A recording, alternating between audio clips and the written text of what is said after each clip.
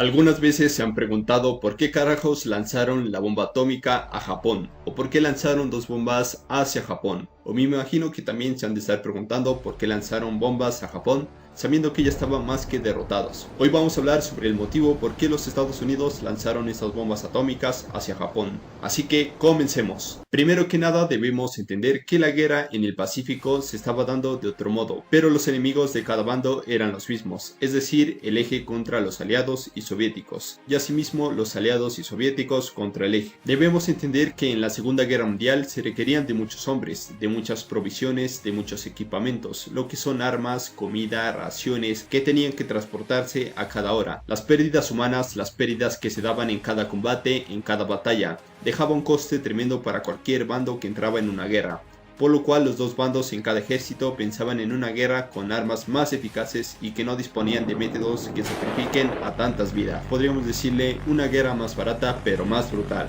Piénsenlo bien, si estuvieran al mando de un gran ejército, ustedes quisieran mandar a miles de tropas, equipamientos, medicamentos que costarían millones de dólares y sobre todo las consecuencias que ellos mismos traerían, entonces lo pensarían mil veces antes de que se dé una terrible batalla. Recordemos que cada batalla que se daba en la Segunda Guerra Mundial era demasiado cara, así que los bandos necesitaban de armas más eficaces, armas de bajo costo como también armas costosas y que fueran eficaces a la hora del combate. Por eso es que cada año en una guerra o en un conflicto, los métodos van evolucionando y como también mejorando, entonces los dos bandos enemigos pensaban en crear un arma que les daría la victoria definitiva. Ahí entraría lo que es la bomba atómica, aunque los alemanes estaban también a punto de obtener la bomba atómica. Para ellos ya fue demasiado tarde, ya que los soviéticos, ya que los enemigos que tenían estaban avanzando de la manera más rápida hacia lo que era la capital del Tercer Reich, lo que es Berlín. Pero la guerra en ese entonces no había acabado, ya que aún faltaba otro miembro del eje. Pensarlo bien, en una sociedad donde cada miembro de la familia estaba dispuesta a defender su nación,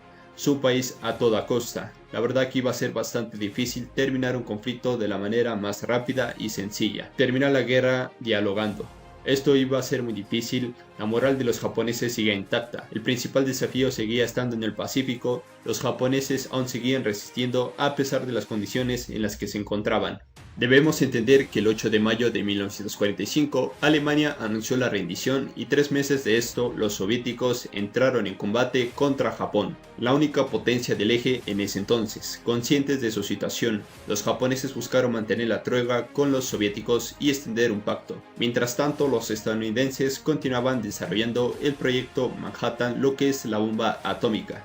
Debemos saber que los soviéticos pensaban tomar la capital de Japón como lo hicieron con la capital de la Alemania nazi. Ya era cuestión de meses o años y Estados Unidos no se iba a quedar parado, no iba a permitir que los soviéticos lo tuvieran primero. Decidieron por una invasión convencional hacia Japón, la denominada Operación Downfall. La Operación Downfall consistía en despegar desde sus bases en las Islas Marianas. Los bombardeos norteamericanos arrasarían las viviendas japonesas de madera, papel y paja. Muchos creían que con tan destructivos ataques aéreos Japón terminaría sucumbiendo. Sin embargo, el Estado Mayor había ideado el asalto de las islas principales de Japón, pero eso es un tema para otro video. Roosevelt, el presidente de los Estados Unidos en ese entonces, nunca había contado nada acerca de la bomba atómica. Solo un puñado de personas estaba al tanto, los hombres de confianza del fallecido presidente Roosevelt, los mandos de las fuerzas armadas, entre ellos los generales Marshall como también MacArthur, científicos de primera fila como Oppenheimer y aliados que participarían en el proyecto como Winston Churchill junto con los espías de Stalin. Con la muerte de Roosevelt, convirtió a Harry Truman en presidente de Estados Unidos en plena guerra. A Truman le tocó elegir en una decisión crucial,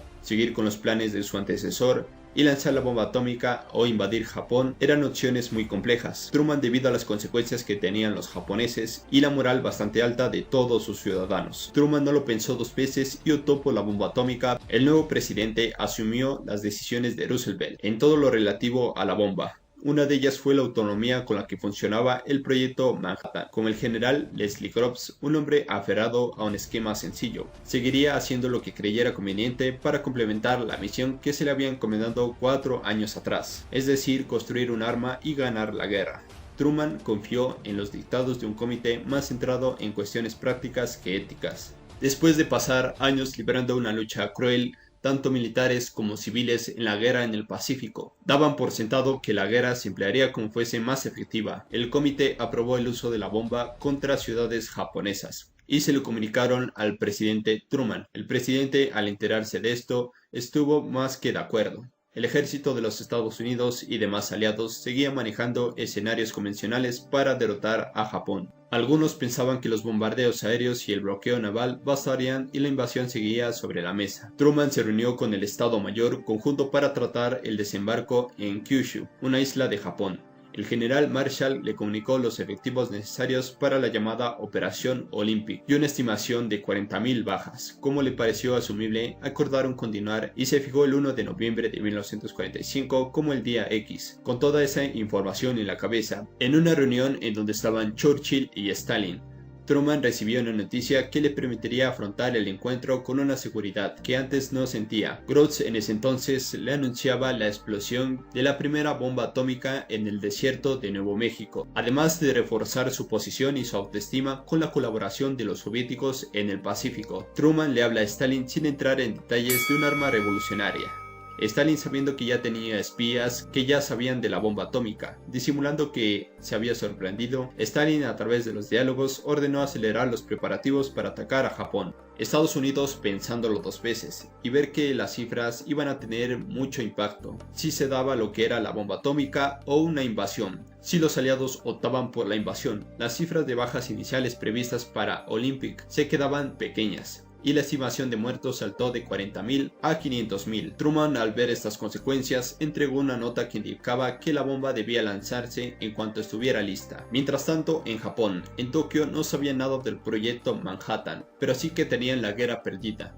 De todos modos, aún confiaban en lograr la paz que le permitirían conservar sus conquistas en Manchuria y Corea, como querían los más radicales. El 26 de julio de ese año, el presidente de Estados Unidos, Harry Truman, lanzó un ultimátum contra los japoneses. Les exigía una rendición incondicional. De lo contrario, les esperaría una destrucción rápida y absoluta. El mensaje de Truman no mencionaba el uso de bombas nucleares. Sin embargo, estos artefactos eran parte del arsenal que Estados Unidos tenía listo como parte de su estrategia para zanjar el conflicto. La bomba Little Boy pesaba aproximadamente 4.400 kilogramos. Tenía 3 metros de longitud y 71 de diámetro. Y las partes que muchos quieren saber es que en la punta de la bomba tenía un uranio de 235 y en la parte central tenía un cilindro de uranio de 235, pero con explosivos convencionales. El mecanismo interno del Little Boy funcionaba como una pistola. Disparaba una pieza de uranio de 235 contra otra del mismo material. Al chocar, los núcleos de los átomos que la componían se fraccionaban en un proceso llamado fisión. Esa fisión de los núcleos ocurre de manera consecutiva, generando una reacción en cadena en la que se libera energía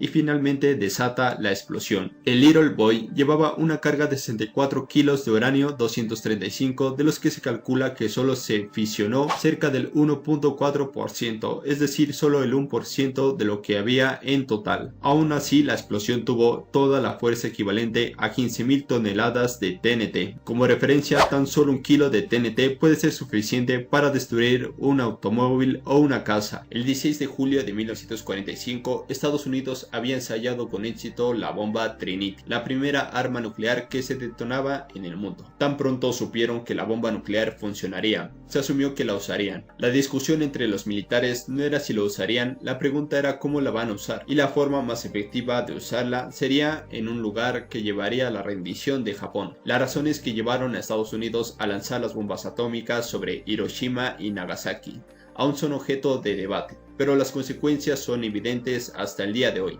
Este sería el primer encuentro que se utilizarían las bombas atómicas y hasta ahora son los únicos ataques con bombas nucleares de la historia. El primer blanco elegido fue Hiroshima.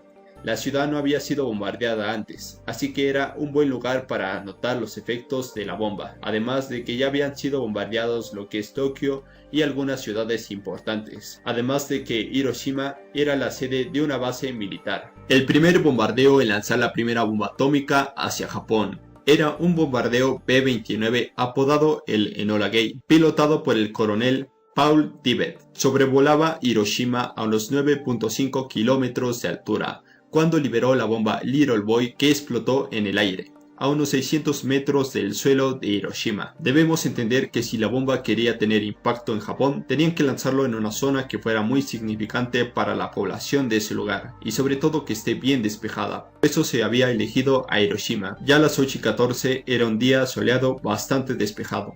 A las 8:15 era un infierno. Lo describen varios testimonios de sobrevivientes de las bombas atómicas que lanzaron en Hiroshima y Nagasaki. La explosión generó una ola de calor de más de 4000 centígrados en un radio aproximadamente de 4.5 kilómetros. Muchos testimonios que han sobrevivido han manifestado que se han enfrentado a una gigante bola de fuego. La estimación de las muertes que ha causado la bomba atómica se dan a unas cifras de 50.000 y 100.000 personas que murieron al día de la explosión. La ciudad quedó bastante devastada. En un área de 10 kilómetros, la explosión se sintió a más de 60 kilómetros de distancia. El intenso calor produjo incendios que durante 3 días devoraron un área de 7 kilómetros alrededor de la zona cero. Varios testimonios que han sobrevivido han comentado sobre estos hechos, y no solo eso, sino es que cuando la bomba estalló, se cree que más de 50 y 100.000 personas murieron, pero las cifras van variando, ya que muchas personas fueron teniendo problemas en sus cuerpos y también falleciendo luego de la explosión. Y me dirán ustedes qué efectos tuvieron las personas que sobrevivieron de la bomba atómica. Ya más adelante les voy a explicar. La ciudad quedó bastante devastada en un área de 10 kilómetros, pero la detonación se sintió a más de 60 kilómetros de distancia. Todos los edificios, casas, puertas, paredes, todo lo que estaba y formaba la ciudad quedaron reducidos a escombros. Nagasaki, debido a esta explosión, no estaba en la lista de objetivos prioritarios. Su topografía accidentada y la cercanía de un campo de prisioneros de guerra aliados lo convertía en un blanco secundario. Entre los objetivos principales estaba Kokura, una ciudad con zonas industriales y urbanas en terrenos relativamente planos. El día del ataque, sin embargo, Kokura estaba cubierta de bruma y humo, según el reporte de los pilotos. La tripulación tenía órdenes de elegir visualmente el objetivo que maximizara el alcance de la explosión de la bomba. Fue así que se desviaron a Nagasaki, ya que Nagasaki estaba bastante despejado. El bombardeo B-29, pilotado por el mayor Charles, dejó caer la bomba Fat Man, que explotó a 500 metros sobre el suelo. La bomba Fat Man medía 1.2 metros de manera vertical y 3.5 metros de manera horizontal. Pesaba 4.600 kilogramos, era una bomba de tipo de implosión que utilizaba plutonio. Así el plutonio y aumentando su densidad hasta conseguir las condiciones supercríticas que produjeran una explosión nuclear. La bomba Fat Man estaba hecha de plutonio 239. Era un material más fácil de conseguir y más eficiente, pero requería de un mecanismo más complejo para utilizarlo. El plutonio 239 no era puro. Esto podría causar una reacción en cadena prematura, con lo cual se perdería gran parte del potencial de la bomba. Se usó un mecanismo de implosión para activar la bomba, antes de que ocurriera una fisión espontánea. La bomba Fat Man tenía una carga de 6 kilos de plutonio, pero se calcula que solo se logró fusionarse 1 kilo. Ese kilo fue suficiente para liberar una energía equivalente a 21.000 toneladas de TNT. La explosión fue más fuerte que la de Hiroshima, pero el terreno montañoso de Nagasaki, ubicada entre dos valles, limitó el área de destrucción. Aún así se calcula que murieron entre 28.000 y 50.000 personas al día de la explosión. En Nagasaki la bomba destruyó un área de 7.7 kilómetros y cerca del 40% de la ciudad quedó en ruinas. Las escuelas, las iglesias, los hogares y los hospitales se derrumbaron. Todo lo que estaba alrededor de Nagasaki había quedado en las ruinas.